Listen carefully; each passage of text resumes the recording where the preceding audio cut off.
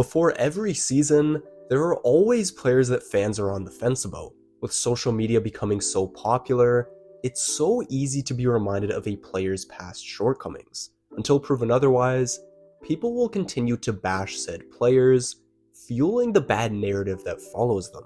While this negativity is a detriment to some, there are others who rise to the occasion and prove the doubters wrong. In today's video, I'm going to highlight 4 players that have changed the trajectories of their career to finish out 2023. Before we get into it, make sure to leave a like on this video and subscribe. I'm trying to hit 1,000 subscribers by the end of the season, and your support goes a long way.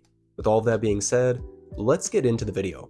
For his entire career, Dillon Brooks was viewed as an instigator, but last year he took it to another level.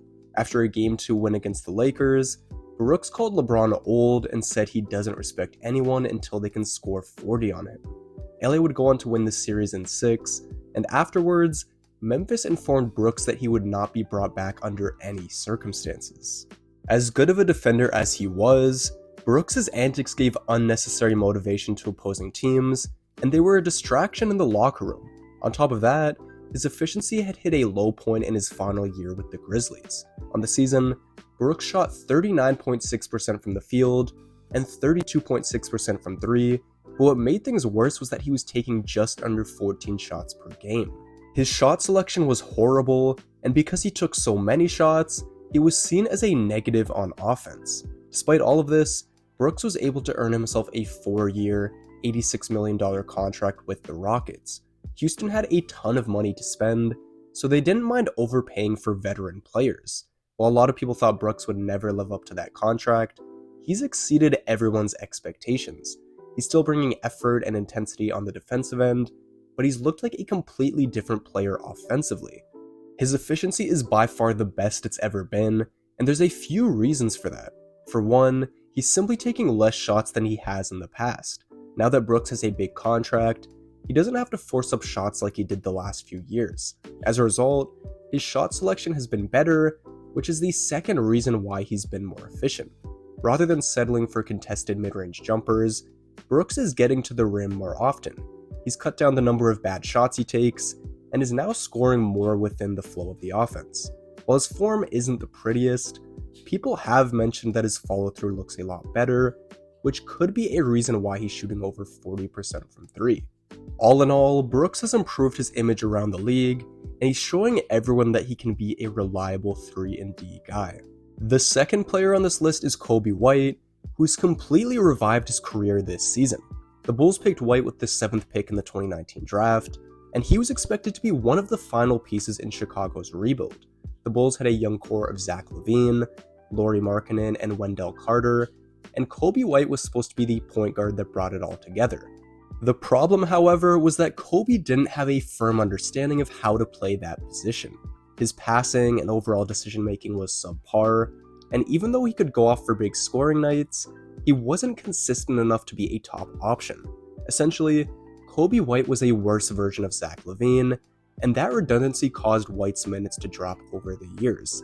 Last season, White averaged a career-low 9.7 points, while starting in only 2 of his 74 appearances. He was beginning to look like a backup combo guard at best, until he shocked everyone this year. Over the first 19 games of the season, Coby was playing well, but he wasn't doing anything exceptional.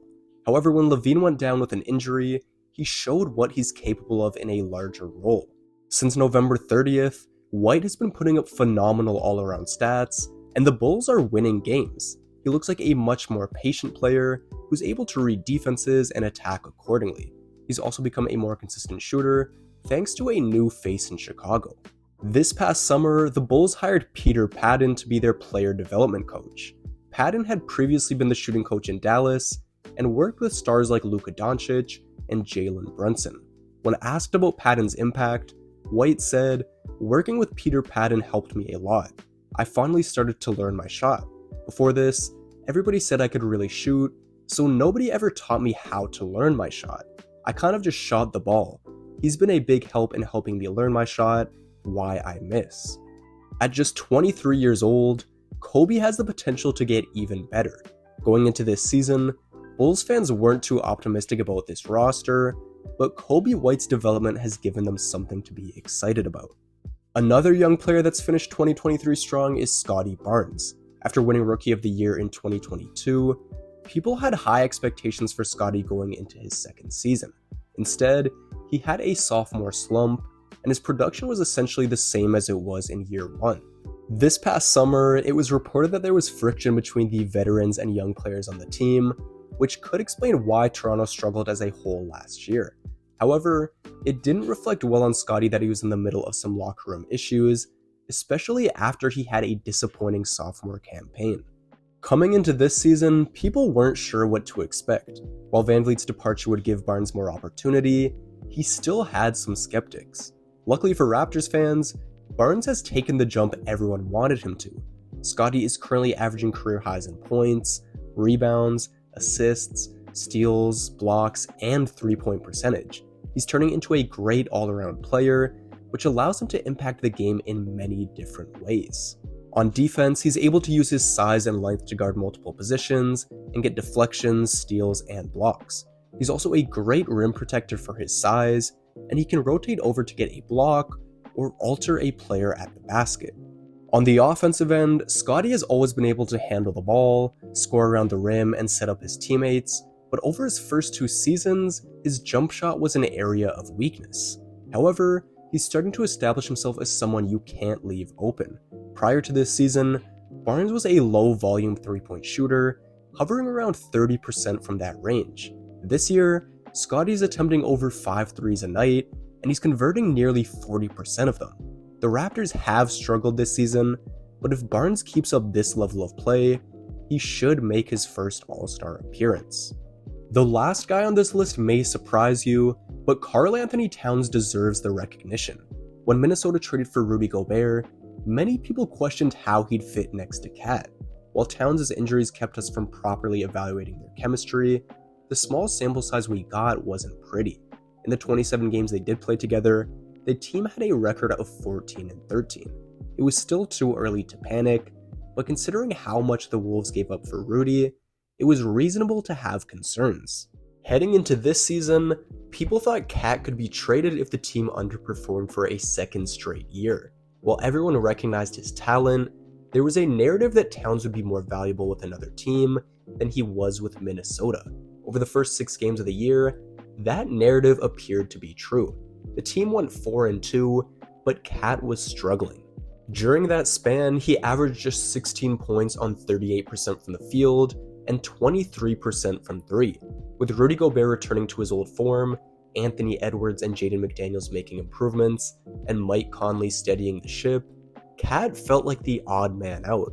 However, Towns was able to find his touch, and he silenced any doubt about his importance to the team. Since November 8th, Cat has put up crazy numbers, and Minnesota has continued to win games. While his offensive stats are great, what's been most impressive is his impact on defense. When the Wolves traded for Gobert, people wondered how Towns would fare against smaller, quicker forwards. Throughout his career, Cat had never been viewed as a great defender, and transitioning to a new position seemed like a tall task. While he benefits from having great defenders around him, Towns has done exactly what's asked of him on that end, and he's been a vital part of their top-ranked defense. With Gobert protecting the paint, Cat has done an excellent job of chasing guys off the three-point line and contesting outside shots. At the making of this video, opponents are shooting just 34.5% on threes when Towns is the closest defender. When you're a former number 1 overall pick, expectations will follow you throughout your career. After Jimmy Butler's brief stint in Minnesota, people questioned if Cat had the mental toughness and all-around skill set that's needed to contribute to winning basketball. To start 2023, the answer to that question was still up in the air. However, Cat is finishing 2023 as the second leading scorer on a contending team. He's finished the year extremely strong, and in 2024, he may earn the ultimate reward of an NBA championship. Anyways, that's going to be all for today's video. Make sure to leave a like, subscribe, and let me know your thoughts down in the comments section below. With all of that being said, I'm out, and I'll see you in the next video.